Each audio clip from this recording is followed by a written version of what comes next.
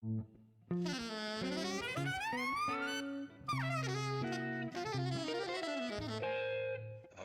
Jazz.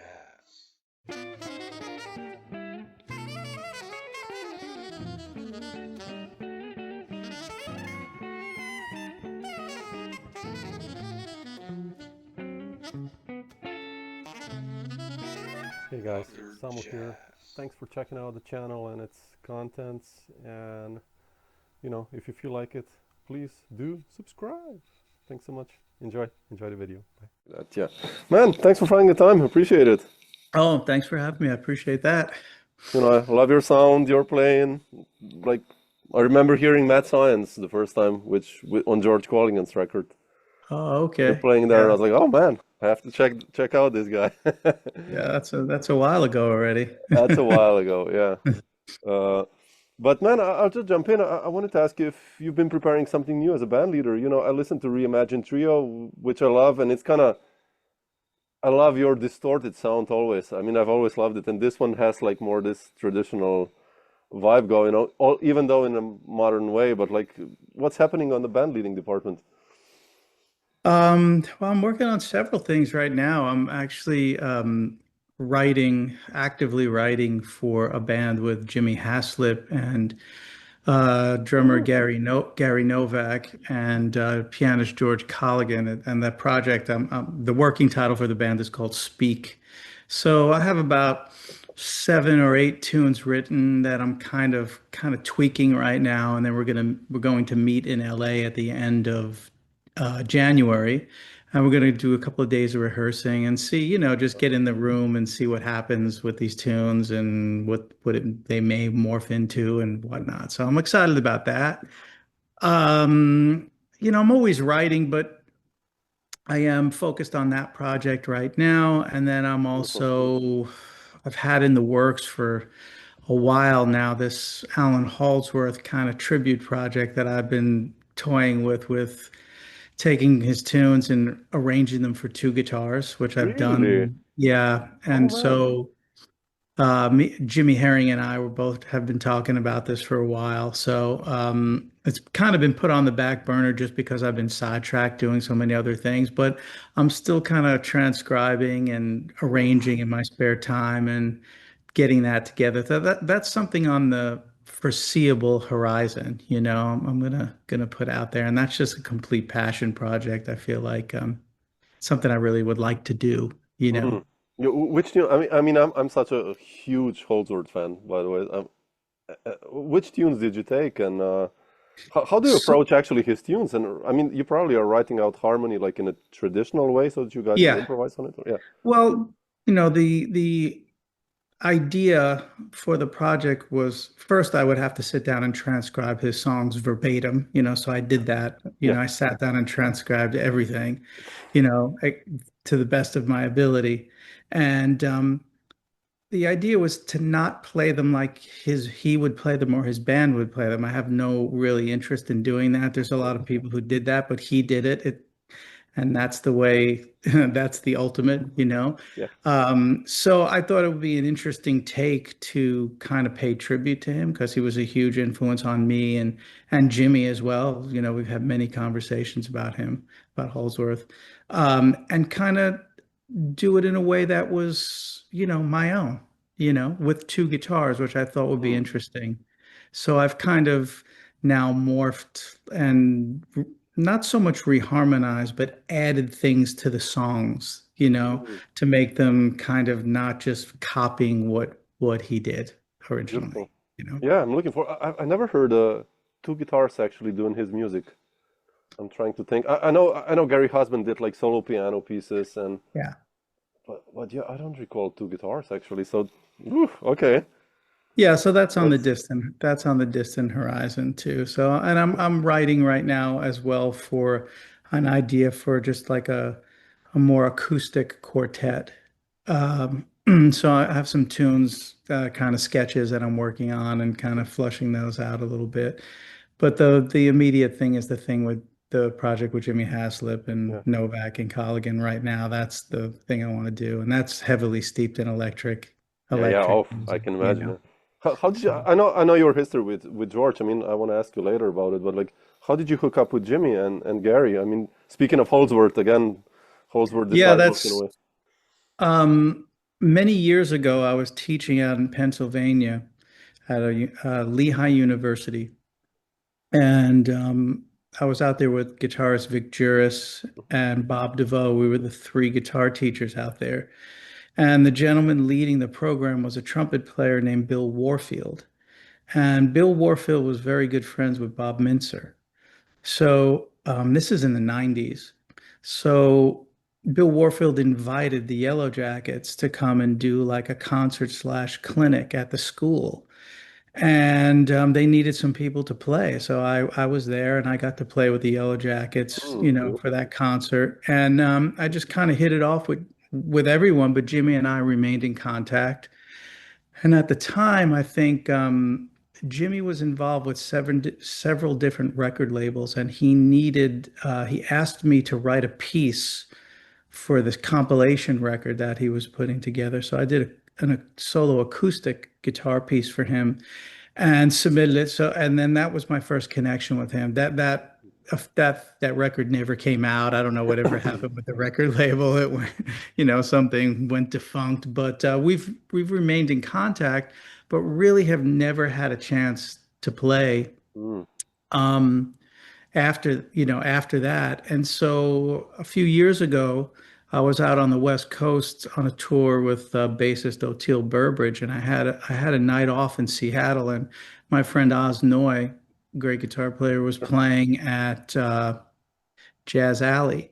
So I went down and and Haslip was playing in the band. So I went backstage and we reconnected and then we started talking and then one thing led to another and here we are now. And beautiful. he connected me with Gary Novak. I actually hadn't met Gary before, but I thought Gary would be a really good choice because he's pretty fluent in a lot of different styles, Yeah, not just the electric stuff, but he can also swing too. And so I thought that would be a nice element to have in this electric project. Not that it's going to be, swinging music that swings, but it will have that kind of, mentality to it, he's that always kind been of, yeah, like in between there. yeah, I could say. exactly. Yeah, Exactly. beautiful. I'm looking forward to hear Gary. Actually, I haven't heard him for quite some time. He's been like I mean, in the 90s he did so much stuff in 2000s and Yeah. but now lately I'm really curious about this one. Beautiful, man. Ah, okay, you got me excited now. Beautiful. What about the Reimagine trio? I mean, how do you decide actually for a project? Like, how did you decide to do that one? I mean, when I go through the records I have you on, I have like 8 records by you as a band leader and as a sideman, and you always kind of go really diverse, sometimes there and then left and right, and like, how do you decide where to go and do you Reimagine project? Um, I don't know.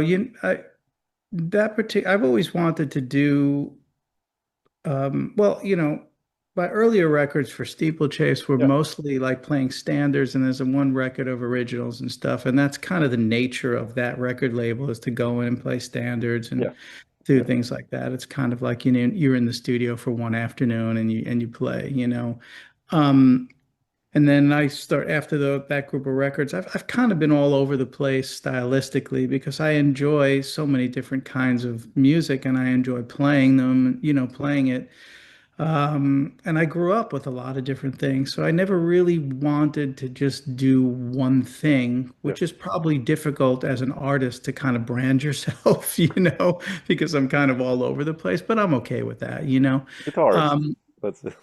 yeah, but I I really have and always have had a passion for playing jazz and bebop and the American songbook and things like that. So regardless of wherever I go musically or whatever bands I'm playing, and that's always a very strong element, in my playing life. I just Hmm. love that music. And I just felt I wanted to do an organ trio record, that was a little bit not playing the typical songs that everyone records. Yeah, I yeah. kind of went like deep Beautiful. into catalogs that are not really played to death. And I thought, well, I'll just put my twist on it. I didn't want to completely rearrange the songs where they're almost recognizable. That's why I called it Reimagine. I kind of had to walk a fine line of, keeping the integrity of those particular songs, but doing them a little differently. Yeah. And some things I changed a lot, and some things I didn't really change very much at all. And that kind of materialized through COVID because when COVID hit, no one was playing. And, I'd been in contact with Pat Bianchi and Jason Tiemann, the drummer. And they started coming out to my house, and we started playing outside in the yard in the summertime. Beautiful. And, just one thing led to another. I was like, oh, well, let me start writing for this band. And then that led me to do that particular recording.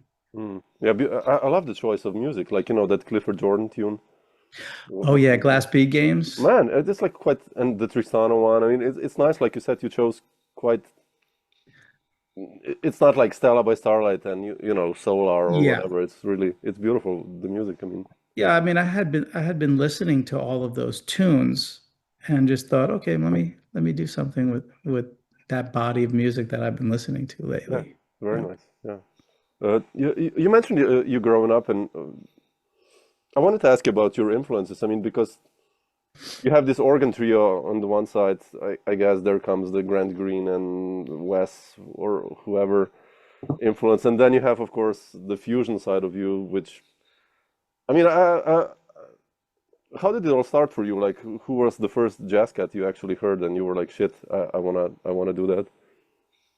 Well, going back to the very beginning, it wasn't jazz at all. It was rock. My dad was a guitar player. He was listening to like Oh, Hendrix and Jimmy Page, and those are my earliest things. But he also was into like Joe Pass and Tony Mottola, and all the Steely Dan records, and just like he had really good taste for guitar players, across genres. So that music was always in the house. The first things I took to immediately was definitely Hendrix and yeah. Zeppelin and Sabbath and stuff like that. And that's what I started playing. I was really into Uli John Roth, Oh wow, who really I interesting. think is never not really talked about enough in that kind Yeah. of rock neoclassical kind of metal world. He's amazing. So I had a real I loved his playing, still love his playing. So I grew up on that stuff first. And I think and I was playing in bands and stuff, in high school and things. And then I had a friend who had an older friend who was a guitar player, and he gave my friend this recording. He said, "You guys should check this out." And it was IOU, the Mm. IOU record. Oof. And after Okay. that, I was like, whoa, like what is this? So I was hooked. And then, you start doing your research, and I found like the first Yellow Jackets record with Robin Robin, Ford yeah. and all that stuff. And then just started, then Return to Forever and things like that, and then I got into the more electric side. I kind of got out of the rock stuff and started playing some funk and getting into the more the electric jazz stuff and Weather Report and things of that nature, bands like that. And jazz came later. I mean, of course I heard Miles, and I think the first Miles I heard was actually Cooking at the Plug Nickel. Oh yeah, I Someone love that turned me one. on to that Yeah. record, and then I was listening to that and Coltrane's Sound, Love Supreme, those early records. And as I kind of went through high school, got, towards my senior year and stuff, I started really digging into more straight ahead jazz. But I was still playing a lot. I was playing really only electric music. I wasn't really playing jazz at all. I Mm. was listening to it, but I was, heavily involved in playing fusion and, Chick Corea stuff and all kinds of stuff like that. And then I kind of worked backwards from there, Mm. you know, Yeah, into yeah. Ellington and Elmo Hope and, like Bud Powell, all that stuff. Interesting. Yeah, yeah. Yeah, I love it, your sound. Like, I mean, like this legato lines when you play them, like especially on distorted sounds, it's just like, ah. I mean, of Oh, course, thank you. it makes sense. It's like it is. There is Alan's influence. There's like you mentioned all these rock guys. There's a lot of rock in your playing, which I love. Yeah. I really like that. I Yeah. mean, the energy just Oh, thank you. Thank makes you. Yeah. sense. Well, it's, those are my earliest roots. So Yeah, yeah. you can't really get rid of that stuff, Oh It's yeah, always I going to love be that, man. there Yeah, on a genetic level, somehow. So, yeah. yeah. Did you then study jazz also, or Not like too officially? much. Or? Well, actually, not till later. When I was in college, I went to college for classical music. Oh, So really? I majored in classical guitar Oh, and I also was heavily studying composition. And so I went to Brooklyn Conservatory of Music, which is, part of Brooklyn College. yeah. And when I was there, I was really lucky. I didn't realize, well, first of all, when I got out of high school, I wasn't really sure what I wanted to do musically and what the next step was for me. And a couple of my friends were already accepted to Brooklyn College for classical guitar. They were both guitarists.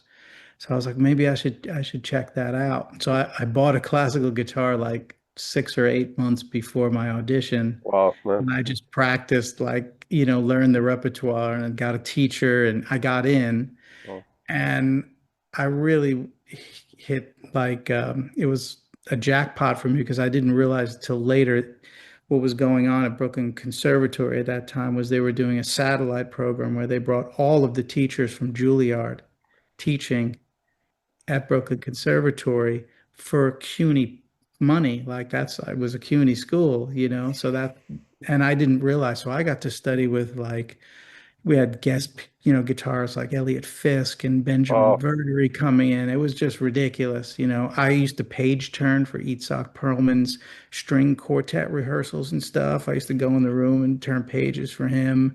I mean, there was just so many incredible people. Tanya Leon, who's a pretty well-known classical composer. I studied composition with Robert Starrer, who was like so I didn't know this going in, but I was just amazing. like looking back on it, I was like, how lucky was I? So I kind of started getting into classical music heavily and playing classical guitar. And when I got into my third year of college there, I realized that this isn't, it was a pretty serious program. There were people coming from all over the world to be there.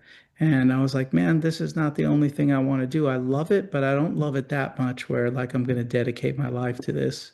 Yeah. So I decided to leave. I dropped out and continued to play with some bands for a while, then moved to LA and I went to Musicians Institute because I wanted to study with some of the guys who are out there. Scott Henderson was there and Gambale was there, and kind of Joe Pass was still kind of around at that time, coming in and Oh out of yeah. the school a little bit and things.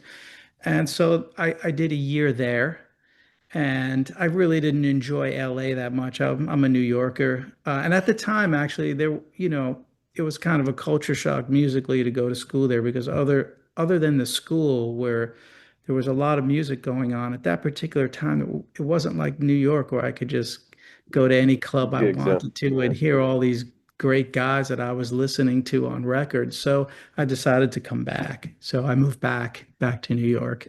And that's when I really started to study jazz. I started to get into it, Mm, go down the wow. rabbit hole. Yeah, yeah, interesting. But so you ha actually had lessons with Scott and Gambalia, these Oh guys? yeah. Oh Oh wow. yeah. Okay. Yeah, I had, they had these things called open counselings where basically they were like office hours for these guys and they would sit around for 2, 3 hours in this room and just play tunes and you can go in and play tunes and they Oh, would that's amazing. critique and give you tips and things like that. And yeah, so I went in everybody's, I was everywhere. Yeah, that's the way to go. Yeah. Yeah, it was great. It was really good. Play standards with Scott Henderson, man. Whew, I love Yeah, Scott, man. It's exactly.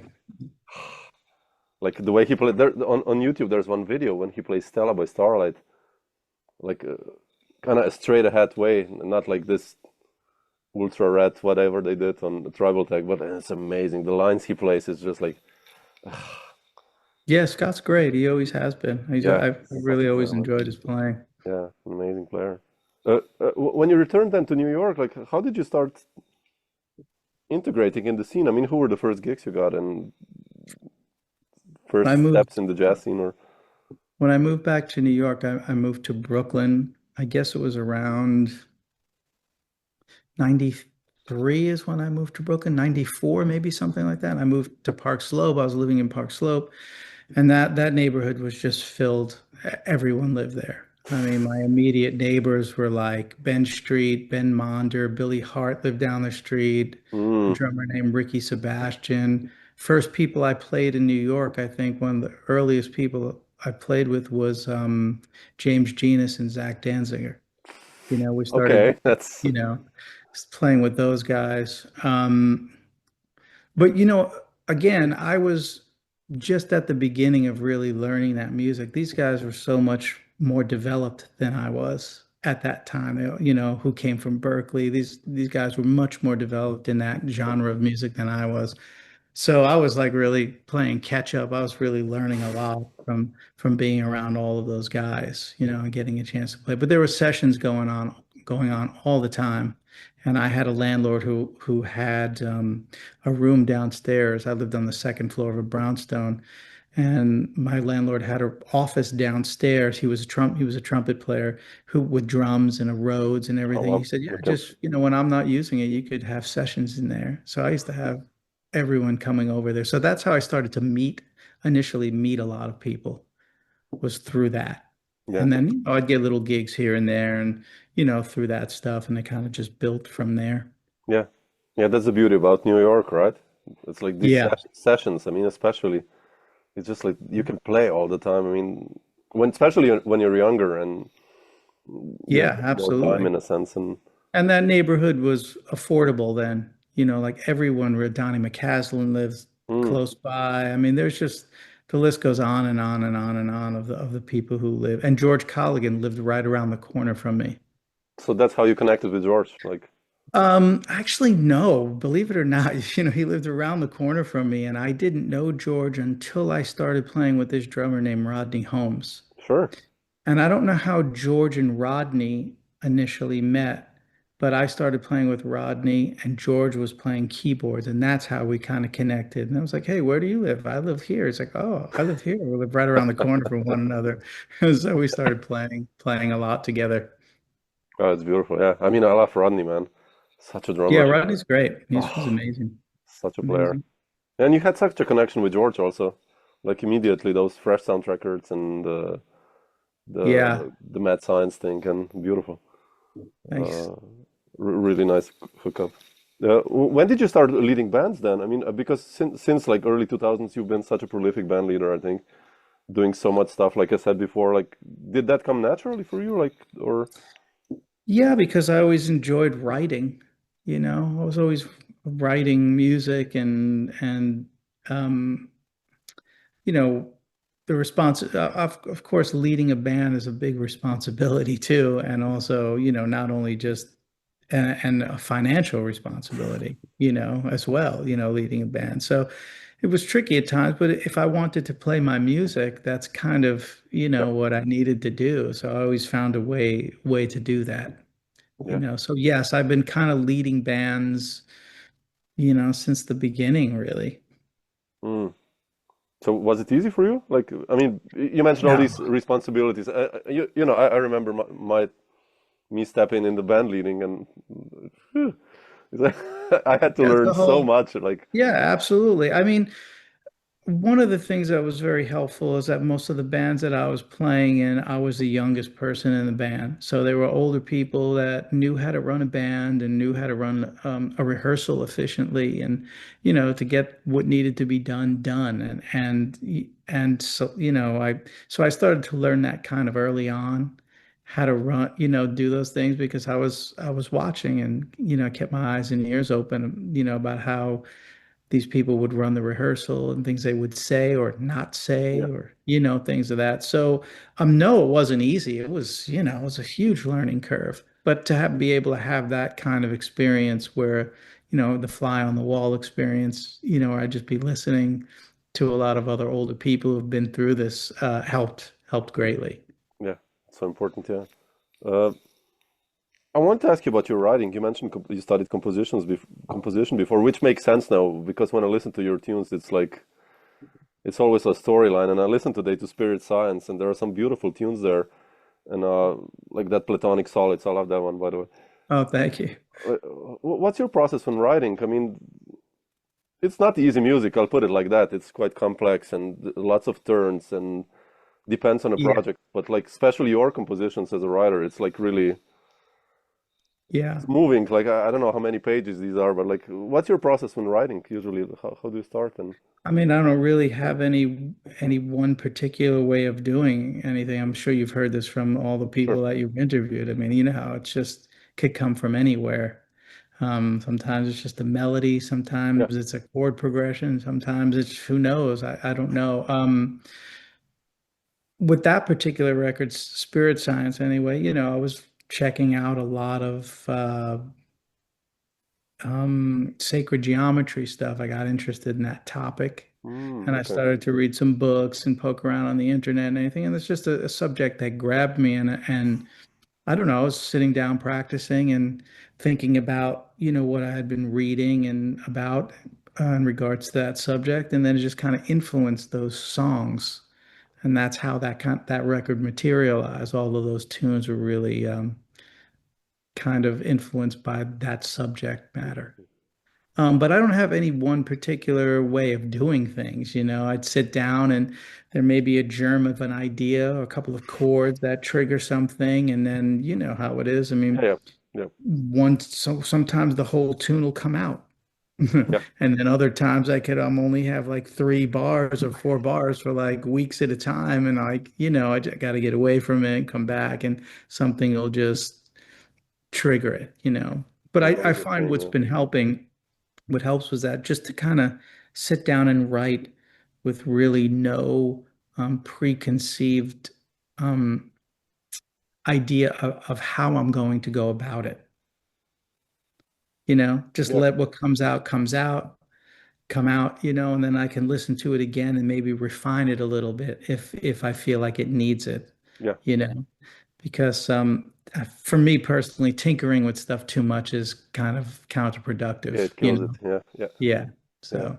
Do you write for the players? I mean, like let's say now you're gonna have Jimmy and George and Gary, and you know these guys play in their own way. They each have their own voice. You know, are you Yeah. gonna write music especially like knowing that those guys are there, or like Yeah, you the write? music Yeah, that I'm writing now is definitely have them in mind for sure. You know, I'm definitely writing with them in mind because I know their sounds. I've, you know, got a yeah, chance to play with them and hear them on records a lot. So sonically, I know that they're going to bring what it is to the table that I'm kind of envisioning. So I am writing loosely. I'm not overwriting. So I'm like I don't really want to tell people what to play. You know, yeah, yeah. like the Okay, fact that I have the right players means that I have to speak less about that for the most part. You know.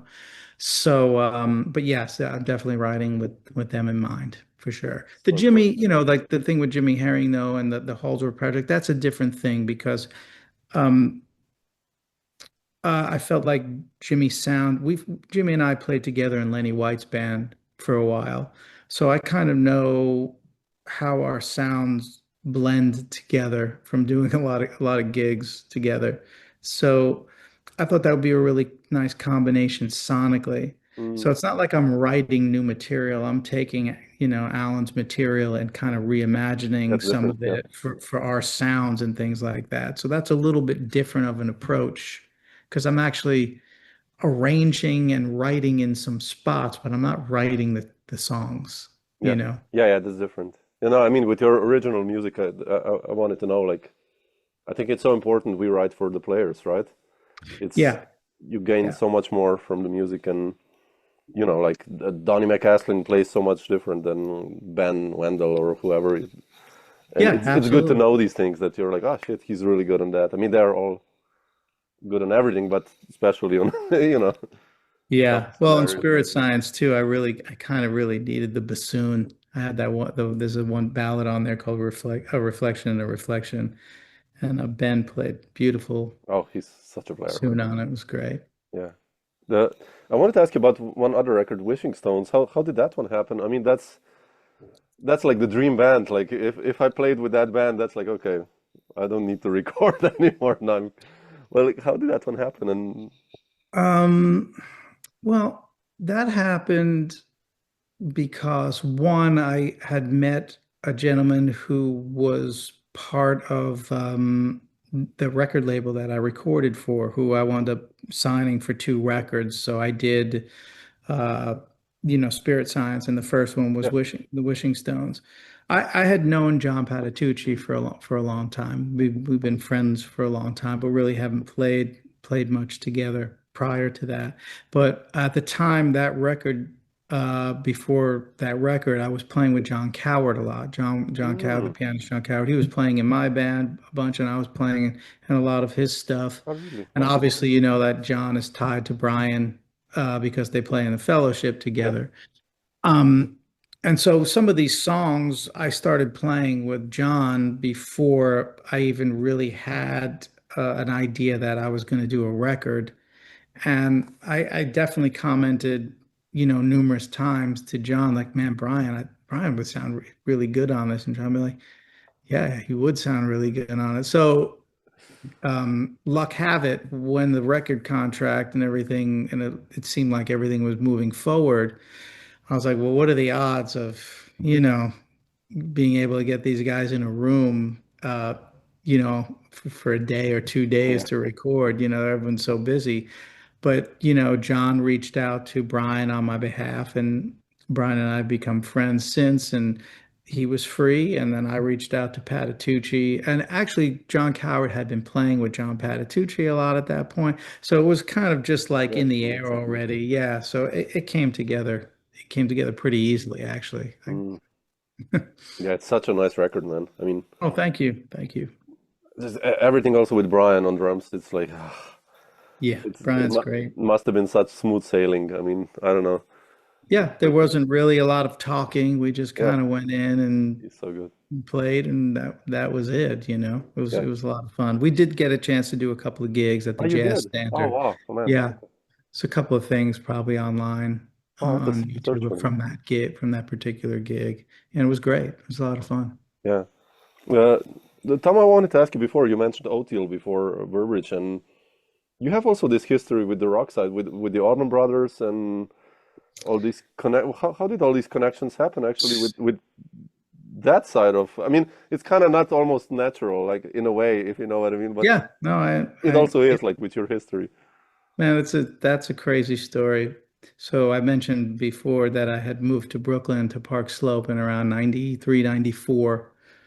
Um, when I moved back initially, I was kind of staying with my mom, and I was looking for an apartment in Brooklyn. And so I would, after gigs, I was doing some gigs in town, in the West Village and that area. And I would always run into this guitar player named Mark Kimbrell. And this was after gigs. We'd be at the local pizza place getting something to eat after, and we just kind of see each other with guitars and start talking and stuff like that. And we just became friendly. And one night after one of these gigs, I happened to mention, I said, hey, man, I need a place to live. I need an apartment. He's like, man, my roommate just moved out. So, you know, come check it out. So I went, and I wound up, everything worked out. We moved in together. It was just he and I, two guitarists, you know and it was pre-cell phone days. So we only had one landline in the house. And I didn't know this, but Mark Kimbrell was childhood friends with Oteil. They grew up Ah, together. okay, wow. And he was the guitar player in Oteil's first band called the Peacemakers, in Oteil's band. Yeah. So Oteil would call the house sometimes looking for Mark, and I would answer the phone if Mark wasn't around, and would say, "Hey man, how's it going? I'm Oteil. I'm Tom. Hey, we just hit it off over the phone." And funny enough, a bass player friend of mine, Mike Pope, bass player, Sure. gave me a cassette tape of this band called the Aquarium Rescue Unit at around that time. But none of the players' names were written on the cassette, only the tunes. I was like, man, this stuff is awesome. I loved Yeah. it. I was like, these guys are great. So I was listening to this stuff, not even knowing that I was talking to Oteil on the phone. So Mark wound up moving out of the apartment, and I kind of lost contact, with Oteil. A couple of years later, Mike Pope was like, "Hey, Mike played Federa basses," and at the time, Oteil was playing Federa basses, And I guess they knew each other from the endorsement company, from Federa. And Mike's and Oteil just got the gig with the Allman Brothers. And I guess it's around 94, 95. And so Mike was like, "Hey man, my buddy just got the bass chair, with the Allman Brothers. They're playing the Beacon tonight. He gave me passes. Do you want to go?" I was like, "Yeah." He never said his name, anything. So I went to the gig and we went backstage after and we're talking and I met him and he's like, "Hey man, I'm Oteil." And like, I'm like, "Hey, I'm Tom." And I'm like thinking in the back of my mind as we're talking, how many guys are named Oteil? I was like, "Are you, friends with Mark Kimbrell?" He's like, "Yeah, man." I was like, "I'm the guy, we've been talking on the phone for like a year." So that's how I initially met him. Oh, that's amazing, man. And so that's how I kind of started getting acquainted into that world. But really it was through Jimmy Herring because I did that a couple of tours with Lenny White and Jimmy was playing guitar in the band as well. And when the Allman Brothers came to town, since I already knew Oteil, Jimmy introduced me to Warren Haynes, and he introduced me to Derek, and that's how I started to sit in. They asked me to sit in when they came to town, so I That's went amazing, in man. and sat in a bunch of times, and it was a lot of fun.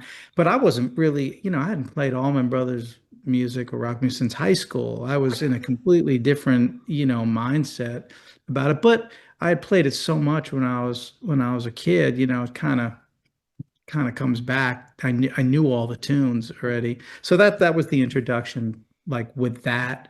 And since then, it just Oteil and I have always wanted to play together, but just the timing just never worked out. And then right before COVID, he's like, "I'm making some changes in my band. Would you, join the band?" I was like, That's "Yeah." So beautiful, that man. kind of got me back into playing that music again. So it's like a really kind of a full circle moment, It's because amazing. if you would have asked me like, 10 years ago, would I be playing,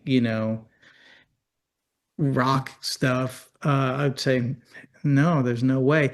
But having said that, playing with Oteil, it's a different thing. It's not like the typical kind of jam band rock Mm-hmm. gig. There's really a lot of improvisation, and I don't really have to compromise anything when I'm playing with Oteil and that band is like me playing, with the great guys that I get to play with playing jazz. It's the same level of stuff, just completely two different things, Well, but they yeah, yeah. overlap. So I don't really feel like I have to change some things, like maybe my sound to fit a little bit more into that, but not really altering my playing I'm Mm, not making a conscious decision to do that, but I do want to honor that music and kind of be able to play that vocabulary, but my own way, you yeah, know? yeah, So, yeah. Beautiful, man. Yeah, I love that. You did a track record, right? Lovely, lovely view. What is it? Lovely view of heaven, right? Or yeah, Lovely View of Heaven. Then yeah, we I have just that one, I finished think. another one that's Beautiful. coming out, and that's all original music though. Oh, beautiful, man. Yeah, it's Fantastic. it's really good. Yeah, it came out really nice. Fantastic. Amazing. Tom, are you still coming? I know the last time you emailed me about the amp. I don't know, and I hope you figured it out then. But Yeah, are you yeah, it worked out great. It worked out great. There was good? some last minute drama with the guitar amplifier situation, but it Different worked out. town. Yeah. Well, Marco Yeah, uh sure. Chernchets was playing, so Yeah, he's yeah, he's from there, yeah. and so he was able to hook something up. It worked out great.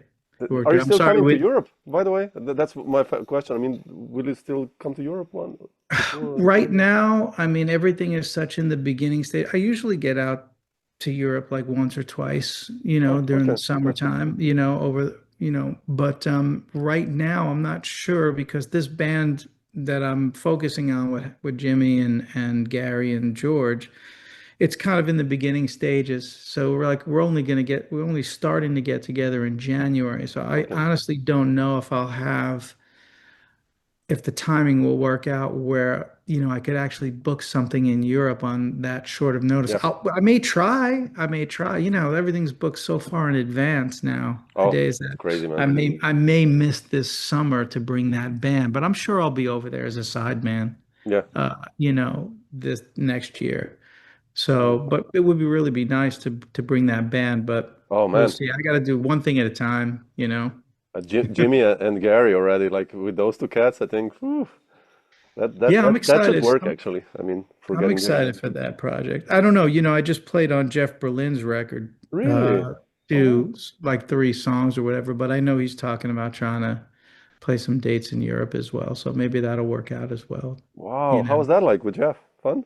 was great. I mean, Jeff's one of those guys I've been listening to since I was a kid on those Bruford records Of course, and, yeah. road games and all. So to get to record with him was incredible. Really honored to do it. He's like Amazing. one of, or my early musical heroes. Yeah, yeah. Those records, I lived with those records. I wore them out.